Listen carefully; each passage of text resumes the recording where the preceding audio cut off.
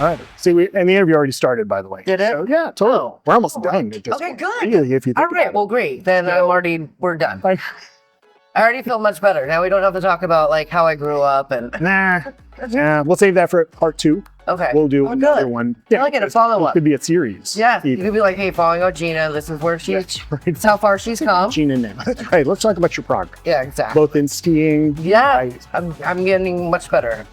Going from blue to black. I'm trying to figure out a good way to segue skiing into talking about LinkUnite or the industry, and I'm having gotta be something. But I can tell you what is a really good segue. Please. Is that I've been in the industry much longer than I've been skiing. Nice. That's much smoother than what I was coming up with. That's great. Right. How long would that be? About 25 years. Jeez. Yeah. That's not possible. Come on. This is what we said. Remember see, this is a good another segue. Yeah. We don't look like we've been old enough to do this for this long, or at least you haven't, but I have. Yes. No, I started like in 2000, like at like the advent of like the internet. So I basically worked for a company, Auto-By-Tel, which they were the first internet company to actually have like an ad on the Super Bowl. So like been around forever. Yeah. So I was sending like computers to dealerships, like dealers, like on the phone and like showing them how to use like the internet, how to use like a computer, how to use like a digital camera. Remember back in the day, like this is like what Auto-By-Tel did, is then I would call them and I'm like, all right, you've got to put in like your email, and they're like, what is this email business? So I'd go on to like Yahoo or MSN or like Earthlink. Yeah, something along those lines, right? And then they're like, all right, and I'm like, and then hit the space bar, and they're like, which one is that? I'm like, it's the one that looks like a hot dog. So all during that, like, right, I was on the front, I was like an account manager, I talked to dealers, and then at some point went into like the operations of like lead management, like lead gen, and then went into like different kinds of like marketing.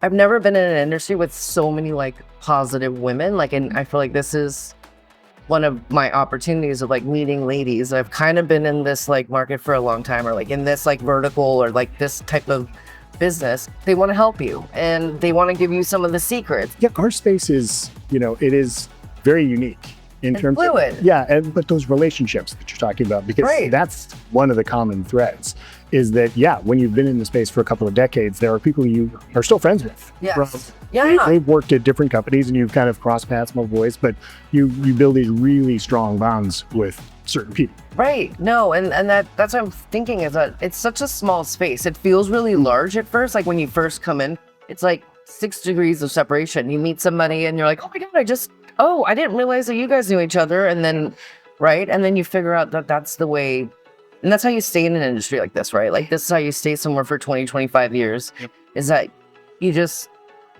try to be like a good person and you try to make good deals. I feel like that's really the secret of, I'm working for the same company for a while. I don't know, maybe another 25 years and I'll be selling flying cars and nobody's gonna, I won't be selling siding because houses won't need it anymore.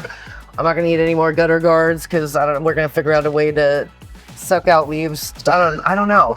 We'll figure something out, right? I mean, what's the best advice you've ever received in your career? I think it was twofold. I think one is never expect or want to be the smartest person in the room. And then two is that I feel like you have to be the most genuine that you can. Like if you always are the most genuine that you are, then you never have to pretend. I guess most people that meet you can tell like how genuine you are, and that's great. Never stop lying. There it is. Is that good? We're done. Okay. Fantastic. Scary.